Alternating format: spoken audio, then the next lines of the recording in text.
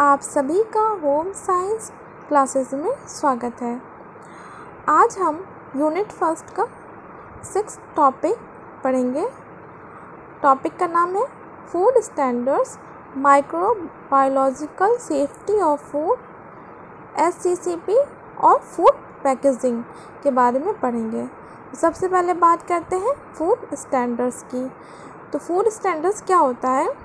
खाद्य मानक उन नियमों तथा कानूनों को निर्धारित करता है जो मानव उपभोग के लिए भोजन तैयार करता है तथा उसे पैक करता है। फूड स्टैंडर्ड्स एक नियम निर्धारित करता है जितने भी खाद्य पदार्थ हैं उसमें मिलावट की रोकने के लिए, उसे दूषित या हानिकारक पदार्थ को मिलाने के लिए रोकने के लिए क्या करता है? कानून बनाता है और फिर उसकी देख रेख करता है कि उसका कोई उल्लंघन तो नहीं कर रहा है। अगर ऐसा कर रहा है या वो, तो ये कड़े एक्शन लेता है कि हाँ उसको ऐसा ना हो। अब बात करते हैं फूड स्टैंडर्ड्स किन किन कामों को करता है। तो फूड स्टैंडर्ड्स फूड एडिटिव्स जो खाद्य पदार्थ में मिलावट करता है उसको रोकता है। फूड लेबलिंग, फूड की जो लेबल लगे होते हैं उसको देखता है कि इसमें भली प्रकार से लगा हो। फूड पैकेजिंग, फूड प्रोसेसिंग और फूड पिगमेंट देखता है कि इसमें कोई हानिकारक कलर तो नहीं मिक्स किया जा रहा है। ये सारे काम फूड स्टैंडर्ड्स के द्वारा होते हैं। अब बात करते हैं FSSAI के बारे में। तो इसके पहले हम इसको जानते हैं इसका फुल फॉर्म क्या है। तो इसका फुल फॉर्म है food safety and standards authority of India, और जैसे हिंदी में भारतीय खाद्य सुरक्षा एवं मानक प्राधिकरण कहा जाता है। FSSAI को 5 अगस्त 2008 से शुरू किया गया था। ठीक है, अब बात करते हैं इसको खाद्य सुरक्षा एवं मानक अधिनियम 2006 के अनुसार ही प्रयोग में लाया गया था। देश में बिकने वाले खाद्य पदार्थों की शुद्धता जांचने के उद्देश्य से FSSAI को स्थापित किया गया था। तो FSSAI का उद्देश्य क्या है? जो शुद्धता है खाद्य पदार्थों की उसकी जांच करता है कि वो मानव के लिए सही है कि नहीं। अब बात करते हैं FSSAI के अंतर्गत आने वाले उत्पाद। तो इसके अंतर्गत आने वाले कुछ उत्पाद होते हैं जिसकी ये जांच करता है। तो इसमें सबसे पहले आता है डेयरी उत्पाद, तेल और वसा, फल और सब्जी उत्पाद, अनाज उत्पाद, और इसमें आते हैं मांस उत्पाद, मछली उत्पाद, मिठाई, नमक, मसालों और संबंधित उत्पाद, पेय पदार्थ। ये सभी उत्पाद FSSAI के अंतर्गत ही आते हैं जिसकी ये शुद्धता की जांच करता है और देख रेख करता है कि उसमें कोई हानिकारक पदार्थ कुछ मिलाया तो नहीं जा रहा है। ठीक है, अब इसके कार्यों के बारे में बात करते हैं। तो इसके कार्य हैं दिशा निर्देश को निर्धारित करना कि खाद्य पदार्थ को कैसे शुद्ध रखा जाए, इसका FSSAI इसका निर्देश देता है। प्रमाणन देना कि खाद्य पदार्थ शुद्ध है, उसकी जांच करने के बाद उसको प्रमाण देता है। प्रशिक्षण देना कि कैसे हम खाद्य पदार्थों को दूषित होने से बचाएं और कैसे इसको पैकेज करें, सभी का ये प्रशिक्षण देता है। और नेटवर्क की स्थापना कि सभी आम आदमी के पास इसके नियम और कानूनों की पूरी जानकारी हो, ये प्रदान करता है। अब बात करते हैं सरकारी प्रयास। सरकार ने कौन कौन से नियमों को लाकर प्रयास किया है खाद्य पदार्थों को दूषित होने से बचाने के लिए। तो इसमें सबसे पहले बात करते हैं खाद्य मिलावट रोकथाम अधिनियम। यह अधिनियम 1954 में आया था। फिर फल उत्पाद आदेश 1955, 1955, निर्यात गुणवत्ता नियंत्रण और निरीक्षण अधिनियम 1963, एक माप अधिनियम 1976 में आया था। और भी अधिनियम है, उसमें है भारतीय मानक ब्यूरो अधिनियम 1986, दूध और दूध उत्पाद आदेश 1952, वनस्पति तेल उत्पाद आदेश 1958,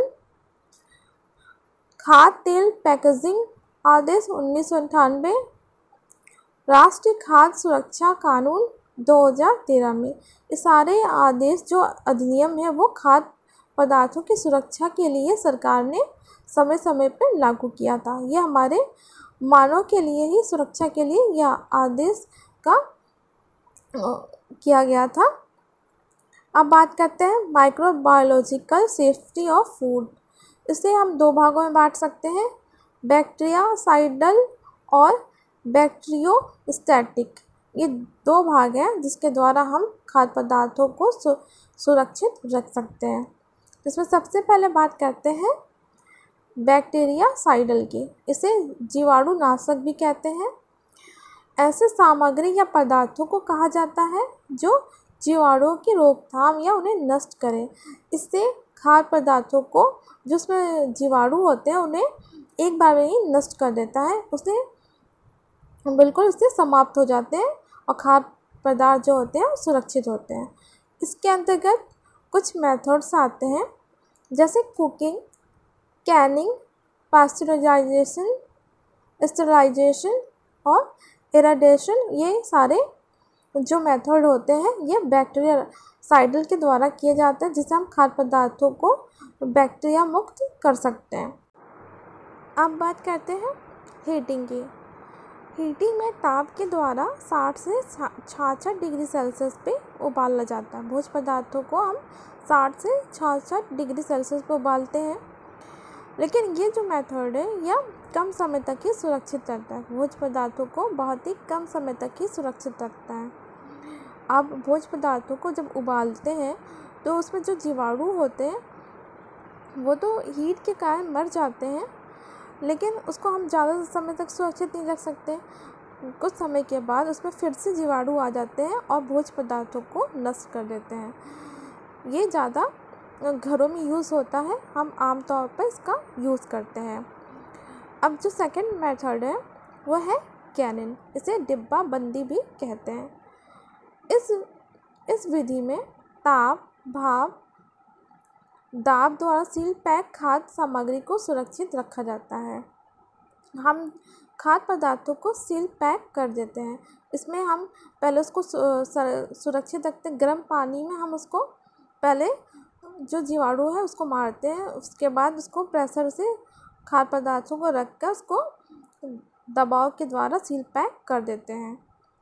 अब जो नेक्स्ट है वो है सेटलाइजेशन, विसंक्रमण।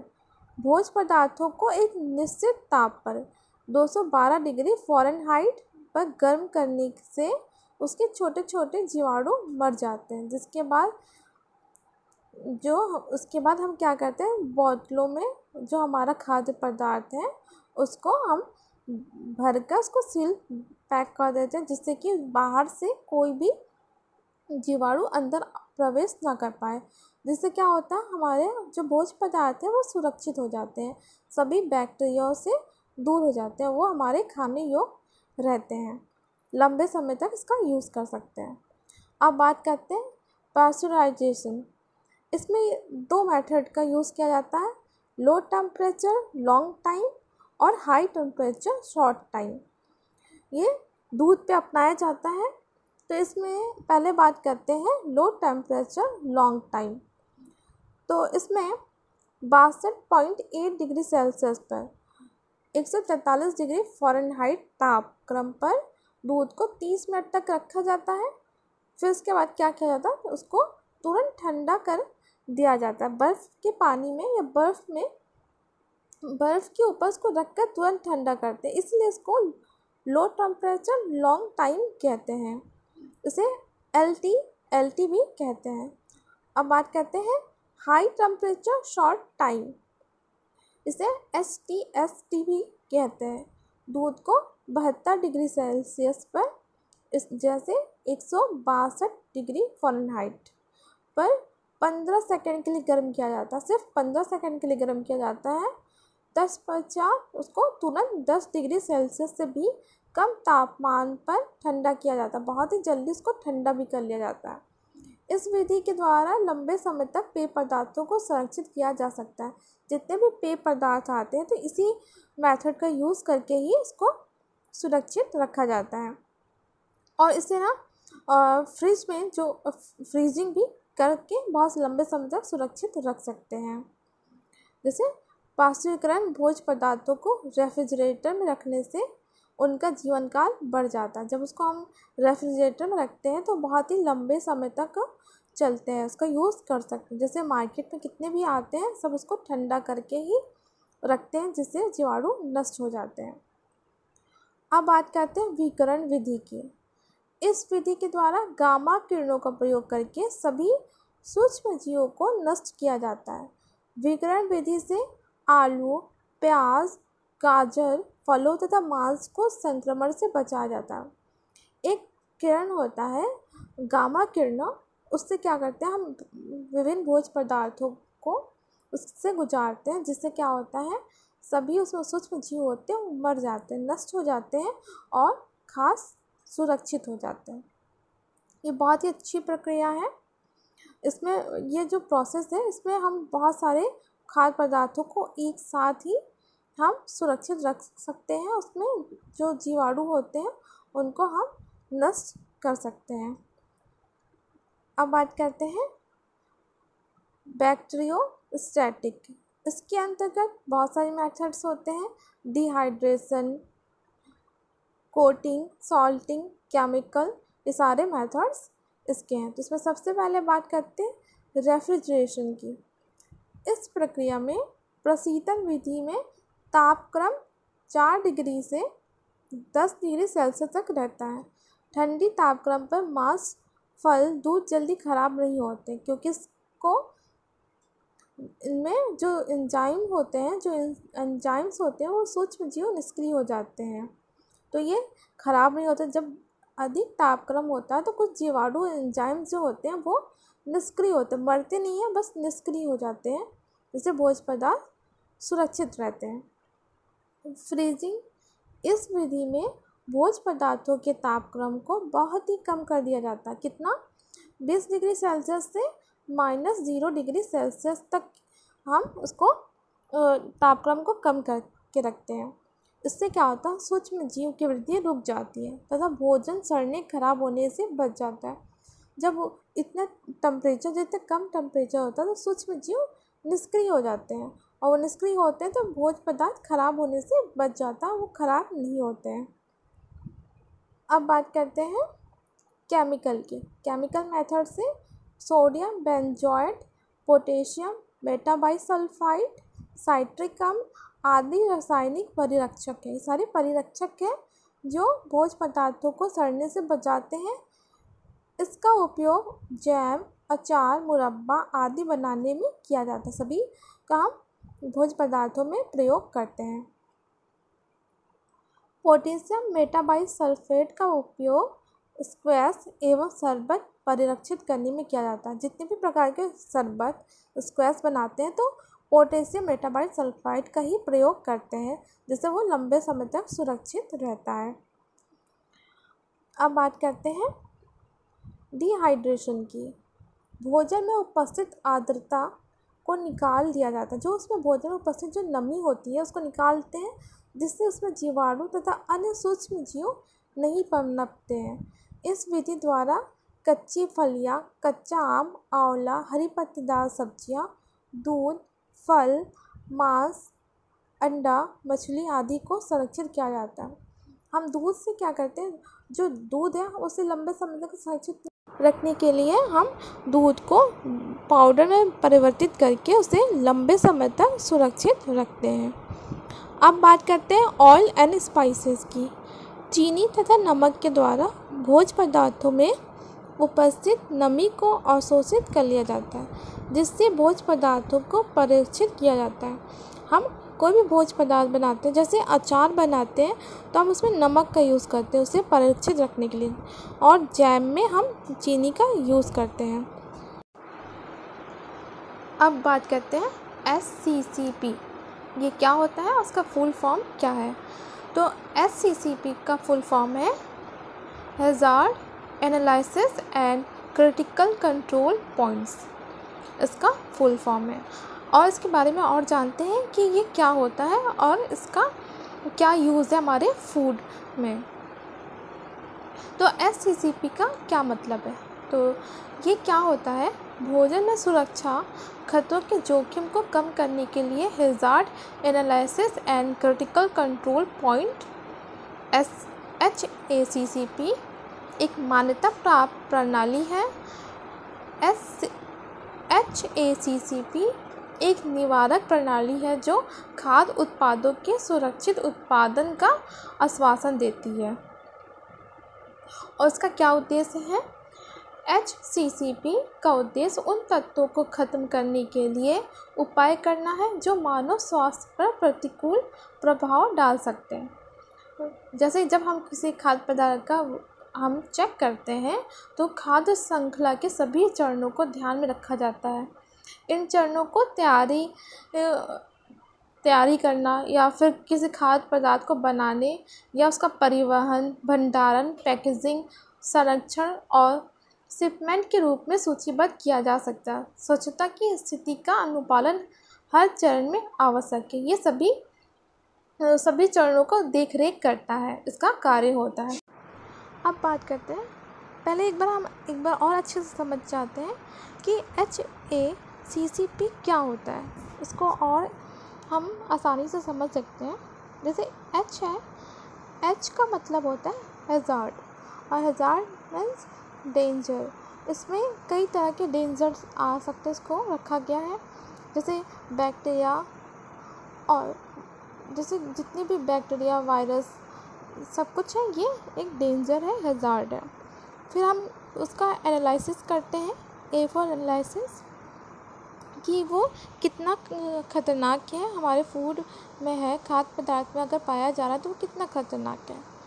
फिर C से क्रिटिकल, वो कितना उसमें भोज्य पदार्थ में मिला हुआ कौन सा उसमें बैक्टीरिया है, वायरस है, उसका पता लगाकर फिर इसको इसमें जो CS का मतलब है कंट्रोल, हम इसको कंट्रोल कैसे कर सकते हैं, या हम खाद्य पदार्थ को पकाकर, जितने भी मेथड्स होते हैं जीवाणु को नष्ट करने के, पकाकर या उसे हिमीकृत कर सकते हैं, उससे हम कंट्रोल करने की कोशिश करते हैं। और फिर P से पॉइंट्स, फिर उसको हम देखते हैं कि क्या उसमें जीवाणु जो थे, वायरस, वो नष्ट हुए कि नहीं। फिर इस प्रकार हमारा खाद्य पदार्थ सुरक्षित हो जाता है। ठीक है, अब बात करते हैं प्रिंसिपल्स की। HACCP के 7 प्रिंसिपल्स हैं, जिसमें कंडक्ट हैज़ार्ड एनालिसिस, हम एनालिसिस करते हैं खाद्य पदार्थ में कौन से बैक्टीरिया, वायरस या भी कुछ भी हो सकते हैं, उनमें फफूंद, फंगस जो होते हैं, वो कितना उसका एनालिसिस करते हैं। फिर determine the critical control points, हम कंट्रोल करने के लिए क्या क्या कर सकते हैं। फिर एस्टेब्लिश क्रिटिकल लिमिट्स, हम एक सीमा निर्धारित करते हैं कि इसमें कौन कौन से क्या मिला हुआ खाद्य पदार्थ, तो उसमें हम देखते हैं, उसका निरीक्षण करते हैं। फिर एस्टेब्लिश मॉनिटरिंग सिस्टम, हम कुछ एक सिस्टम तैयार करते हैं, वो उसका देख रेख करता है वो सिस्टम कि खाद्य पदार्थ में कितना मिलावट है। फिर एस्टेब्लिश करेक्टिव एक्शन, इसका कौन कौन सा करेक्ट एक्शन ले सकते हैं या खाद्य पदार्थ को पकाकर, या फिर उसे हम हिमीकृत करके, या जितने भी मेथड्स होते हैं, उबाल कर या उसको सेक कर या उसको दाब के द्वारा हम उसको कैसे जीवाणु रहित कर सकते हैं, उसके बैक्टीरिया को कैसे मार सकते हैं, वो हम करते हैं। फिर एस्टेब्लिश वेरिफिकेशन और प्रोसीड्यूर्स, इसको फिर वेरिफिकेशन करते हैं कि कितना इसमें जीवाणु रहित हुआ, हमारा खाद्य पदार्थ कितना सुरक्षित है, कितना खाने योग्य है। फिर एस्टेब्लिश डॉक्यूमेंटेशन, फिर उसके बाद जितना भी हमारा कार्य होता है खाद्य पदार्थ से बनाने से लेकर पैकेजिंग तक, ये सारा काम हम HACCP के द्वारा ही करते हैं। अब बात करते हैं फूड पैकेजिंग की, ये क्या होता है और इसका पूरा प्रोसेस हम जानते हैं। तो what is food packaging? Food packaging क्या होता है, हम फूड पैकेजिंग क्यों करते हैं, उसको प्रोटेक्शन के लिए, उसका जो टेम्परेचर है उसको बनाए रखने के लिए, उसके फिज़िकल, केमिकल, बायोलॉजिकल जो उसकी आवश्यकताएं होती हैं, उसके लिए हम फूड पैकेजिंग करते हैं। नीड ऑफ पैकेजिंग, हम क्यों आवश्यकता हम पैकेजिंग की कि उसका एक ब्रांड होता है, कोई ब्रांड होता है तो क्यों हम उस ब्रांड का पता तो लगेगा कि हम इस ब्रांड का हम चीज़ें ले रहे हैं। जैसे कि पार्ले जी है तो हम एक ब्रांड है, उससे हमें पता चल रहा है कि इस ब्रांड का है। फिर उसको प्रोटेक्ट करने के लिए होता है, फिर अलग कलर अट्रैक्टिव होता है तो बायर जो होता है वो अट्रैक्ट होता है, इसलिए हम पैकेजिंग करते हैं। उसके पर्पस क्या है? प्रोटेक्शन फ्रॉम बैक्टीरियल डैमेज, जो भी बैक्टीरिया होते हैं उसे डैमेज ना कर पाए, उसको सुरक्षा प्रदान करने के लिए हम पैकेजिंग करते हैं। प्रोटेक्शन फ्रॉम फिजिकल डैमेज, किसी भी हाथों से या किसी चीज़ से दबकर ख़राब ना हो जाए जो भी हमारा खाद्य पदार्थ है। कंटेंस द फूड प्रोडक्ट, ठीक है। फिर उसके बाद preserve the product to extend shelf life, हम किसी प्रोडक्ट को उसको पैक करते हैं उसकी लाइफ बहुत अधिक समय तक बढ़ जाती है। जैसे कोल्ड ड्रिंक है तो हम बॉटल में भर के उसकी लाइफ को हम बढ़ा सकते हैं। Inform the consumer about the product labelling, हम पैकेट को देख के समझ सकते हैं कि ये कौन सा खाद्य पदार्थ है, कब तक सुरक्षित रहेगा, सब कुछ हम पैकेट के द्वारा ही जानते हैं।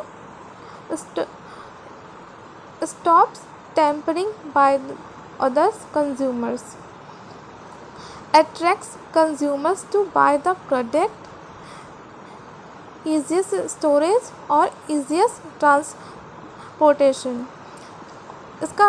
इसमें ये होता है जो बायर होता है वो अट्रैक्ट हो जाता है पैकेजिंग से। अगर कलरफुल अच्छा पैकेजिंग होता है तो हमें क्या होता है उसको लेने का मन करता है, इसलिए प्रोडक्ट को पैक किया जाता है।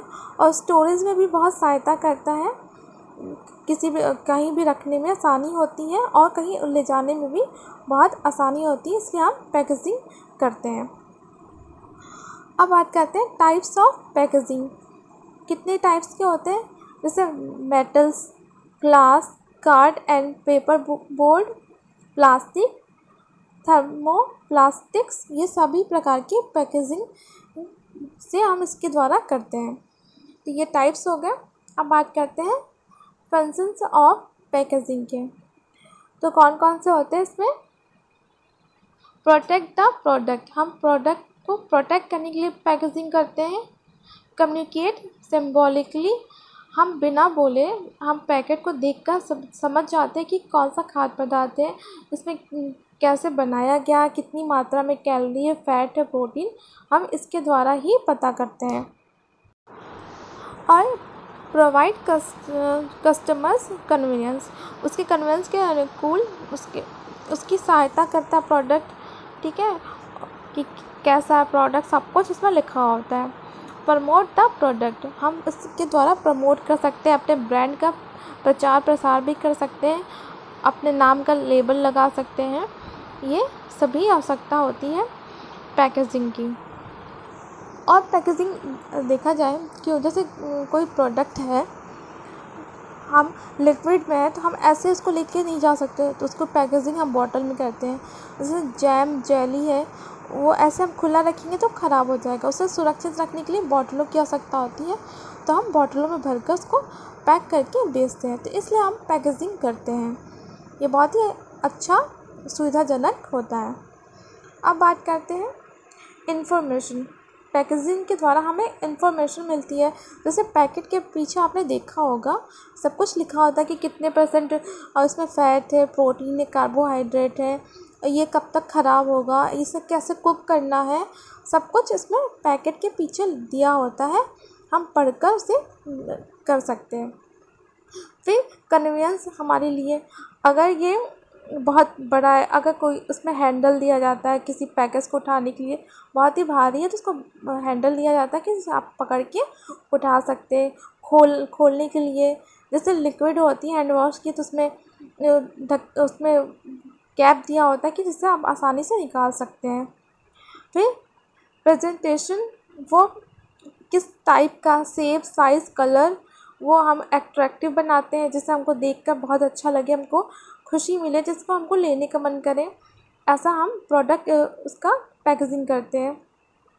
कम्युनिकेशन, वो कम्युनिकेशन भी करता है कि बिना कुछ बोले उसमें सब कुछ लिखा होता है, जिससे हम पढ़कर सब समझ सकते हैं कि ये कौन सा प्रोडक्ट है। जैसे चॉकलेट्स आते हैं तो बहुत फ्लेवर के टाइप्स के आते हैं, उसमें लिखा होता है, जिसे हम देखकर पढ़ के समझ सकते हैं। पैकेजिंग इस प्रकार ही करनी चाहिए। अब बात करते हैं लेबलिंग ऑफ फूड्स की। हम जब फूड लेते हैं तो उसमें लिखा होता है पीछे यूज़ बाय, हम कब से यूज़ कर सकते हैं। मेनू डिस्क्रिप्शन कि किस प्रकार हम उसको बना सकते हैं, कैसे खाद्य पदार्थ को बनाया जाए। सेल बाय, कब इसको बेचा जा रहा है। अब बेस्ट बिफोर, एक्सपायरी डेट लिखी होती है कि हम कब तक इसको यूज़ कर सकते हैं। देखिए सारी डिटेल्स पीछे लिखी होती है, जिससे हमें कितनी एनर्जी मिलेगी, कितनी प्रोटीन, कार्बोहाइड्रेट, सब कुछ लिखा होता है। अगर ये वीडियो आपको पसंद है प्लीज़ वीडियो को लाइक करें, चैनल को सब्सक्राइब करें। वीडियो देखने के लिए बहुत बहुत